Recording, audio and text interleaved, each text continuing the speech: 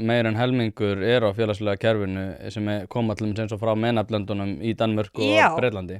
Akkurat, vegna þessa stuðningsleysis sem Stuðningurinn of mikill að mínum mati. Já, að þínum mati, vegna þess að en þegar þú ert að fá fólk frá Miðausturlöndum sem kannski jafnvel frá stríðshjárlöndum, ég get alveg sagt því það, af reynslu minni vinna með flóttafólk. Það flóttafólk þarf 5 til 10 ár til að samlagast, til að vera hluti af samfélaginu, vegna erfiðri stöðu sem þeir eru í, vegna áfalla, vegna þess að þau þurftu flýja, vegna þess það engin tengslanit, vegna fordómana, vegna svo margt annað, vegna líkamlega erfiðleika, að því þau eru oft greinast með sjúkdóma, fólk frá stríðshrjáðum líklega til að heldur önnur og vera veikari og greinast með hjartasjúkdóma og ýmislegt, vegna áfalla sem þau urðu fyrir.